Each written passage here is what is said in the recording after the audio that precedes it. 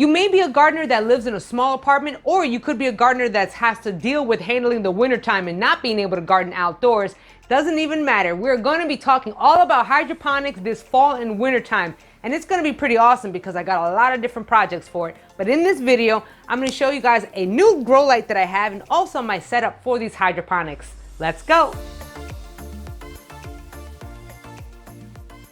What is going on, my plant peoples? I am the ADHD gardener, where I use gardening, houseplants, and humor as a form of mental health therapy. And as you can see, I have a white wall in the back. We are in my studio right now, and this is where I'm going to be growing a lot of my hydroponics. Let's just say that you have a small apartment and then you're very limited in space and what you can grow. This is where hydroponics comes into play because you can really grow a lot of stuff in a small amount of space just using water. First thing you're going to need when you're growing any sort of plants or hydroponics indoors is a grow light. And luckily, Vivosun has sent me a grow light for me to go try out on my hydroponic system. And that's gonna be really awesome. So we're gonna be opening this up, setting it up, checking out the grow lights. And over the time, throughout the series also, we're gonna be checking out the grow light and also how it grows a lot of my veggies. I know it doesn't look like much now. This is gonna be one hydroponic technique. This one is the second one, but we've already seen this one before. And then behind it is gonna be a third technique of hydroponics. But all of this, I'm gonna need a grow light. So let's see what they have sent me. This is the Vivosun latest VS1000 LED grow light. This grow light has Samsung diodes and a Vivosun driver. It has dimmable lights, sunlight, full spectrum for indoor plants, seedlings, veg, and bloom plant grow lamps. So I'm very excited about this. Now, when you're growing veggies, leafy greens indoors, you really want a full spectrum grow light. That's ideally what you want because you want to get a lot of the different wavelengths on the entire sun spectrum. And this is what a full spectrum light can provide for you. All right. Okay, now this has some pieces inside of it. Okay, this is the outlet port right here. And this is what is going to be used to hold up the grow light onto its chains, which I'm assuming we're gonna get to. Okay, this is what this one has. Oh, Vivosun, I really appreciate you sending me this. This was really awesome and great timing for my hydroponic system setup.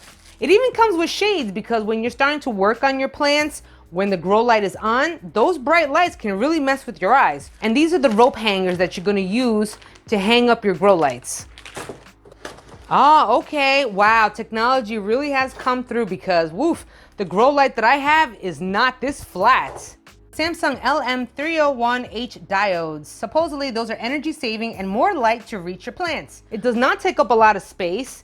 Please be careful. And this is where it's gonna plug in. And this is where we're gonna be hanging it right here. Ooh, yeah, there we go, baby. That's what I'm talking about. Now, Jose put up 2 hooks right on top of the ceiling, and that is where these rope hangers are gonna connect to and then hang the grow light right here above my plants. They even offer a 3-year warranty for all of our products purchased against manufacturing defects. So that's pretty cool. Now, of course, I'm gonna be using the rope hanger ones, but if you notice over here, if you look in the booklet, it gives you another option. If you don't wanna hang it from the ceiling, you can hang it from like a pole. One of the beauties about these type of rope hangers, that have the adjustable parts on them, is the fact that you can actually raise the grow lights as the plant starts to grow. Attach them right here and right over here. Oh my gosh, I'm feeling this. Look at that. That's awesome. Now, if you wanted to lift up, let's say your seedlings are starting to grow. Okay, hold up, perfect example, mire. I have a few seedlings that I started already that I'm gonna be transplanting in these. Let's just say I have my Kratky method right here. My seedlings are really starting to grow and they're starting to get really close to the light. All you gotta do is pull up and it goes up. If you want to lower your grow light, and let's just say it's maybe too high, all you do is press that button and then it releases the rope so you can slide the light lower. Oh my gosh. Woo-hoo! Woo, that's what I'm talking about, baby. That's what I'm talking about. That is some bright ass light. Yeah. Oh my gosh. Look at that. Now this grow light can cover a 2 by 2 foot area. So ideally I'm gonna be growing like right around in this spot right here. Like just where the lights are.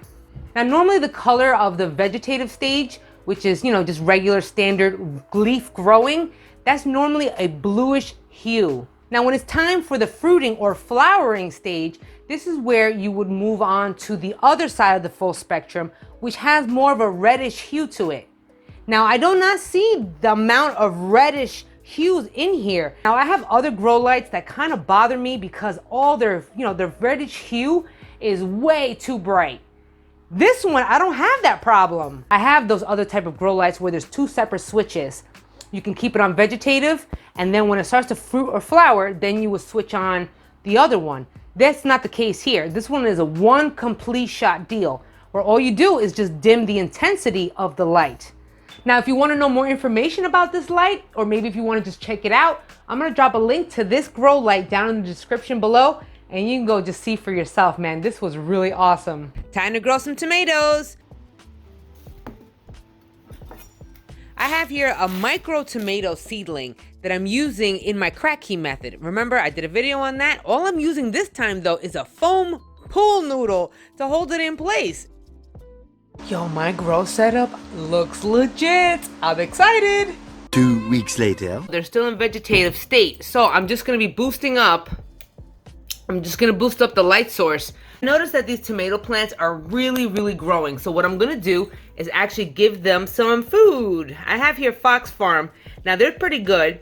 Now I'm gonna give them, because they're still in their vegetative state, it's just a bunch of foliage and whatnot. So I'm just gonna give them regular plant food.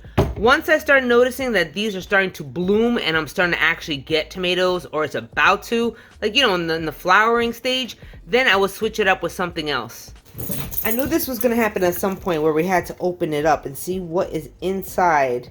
So, no time like the present. This foam stuff really worked out good. Ooh, snap. Look at that. Look at that. Water is looking clear. It's looking good. Now, I'm just going to put my fertilizer in. It said 2 to 3 teaspoons per gallon. So I put that in there, and then off it goes. Now let's see what happens and how much it grows just from that. Now I got to do this to all the other ones. These two plants right here, I'm going to do 2 teaspoons, right? But the ones in the back, because if you see the back one is a little on the smaller side, I'm going to give these two over here 3 teaspoons. So let's see how that works. These new seedling varieties came from Baker Creek, and these are Tomato Orange Hat, another micro tomato. These seedlings were germinated in rock wool. Now I have leca. Now these little leca balls, oh gosh, that's so funny. I'm going to be putting in and covering the rock wool, because this not only keeps the plant in place, but also prevents some algae to grow all up on the rock wool. These are going to get set up again with Kratky style, but I'm using neck cups and also testing out this grow light.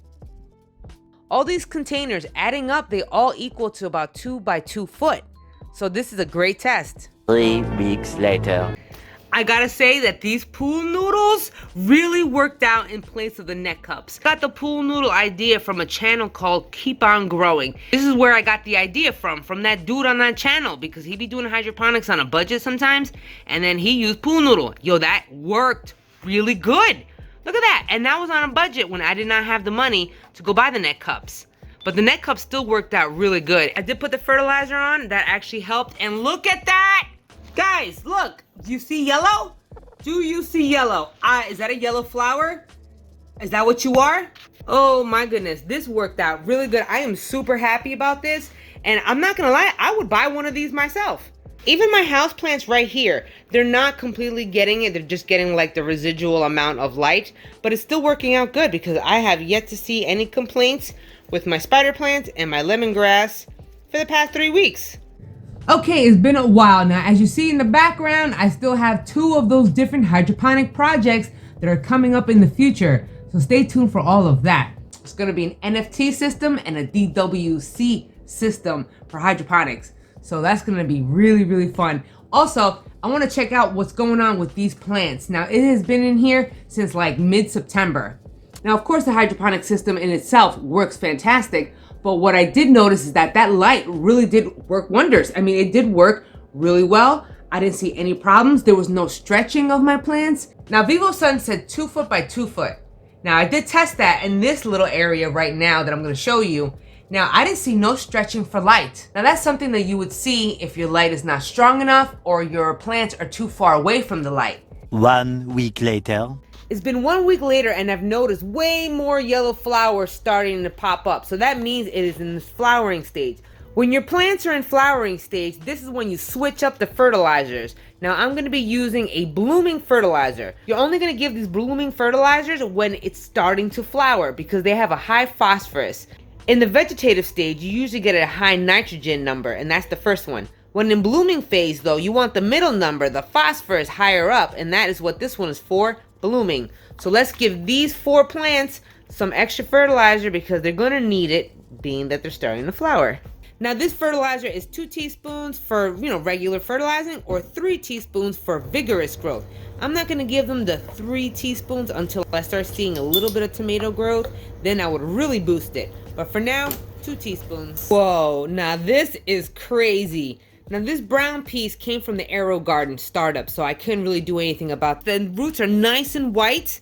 They have a bunch of supporting mini roots in there. Now we're just going to give them the fertilizer.